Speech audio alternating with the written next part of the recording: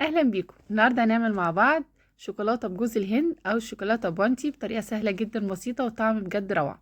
عندي كوبايه من جوز الهند وعندي معلقتين من عسل النحل. نزلت بالكوبايه عندي في البوله وعليهم معلقتين عسل نحل، وهبتدي اقلبهم مع بعض لحد ما جوز الهند تمسك في العسل وتشكل معايا كور زي ما انت شايفه بالشكل ده. الطريقه دي صحيه، سعراتها الحراريه قليله جدا. لو عامله نظام غذائي هتعمليها وتبقى تحليه مع فنجان قهوه في وقت السناكس، بجد طعمها تحفه.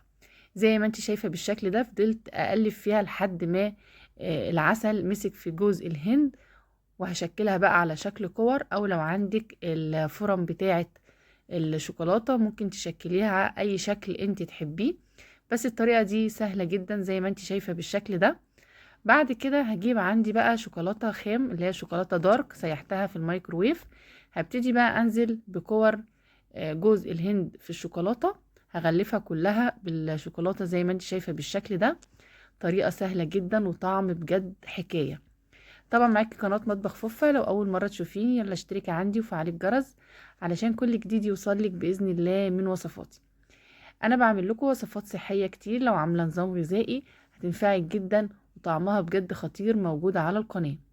بعد ما شكلتها بالشكل ده هجيب بقى عندي جوز الهند المبشورة، وهبتدي اوزعها على كور الشوكولاتة زي ما انت شايفة بالشكل ده.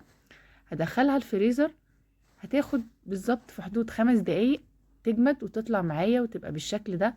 مش عايزه اقولك طعمها بجد خطير، طريقتها سهله خالص مخدتش وقت. هتعمليها بمكونين اتنين بس، جوز الهند وعسل النحل، وتشكليها بالشوكولاته. طريقتها سهله، لو عجبتك اعمليها واكتبيلي في الكومنتات، واستنيني في وصفات تانية كتير صحيه باذن الله هنعملها الفتره الجايه. والف هنا وشفا، السلام عليكم.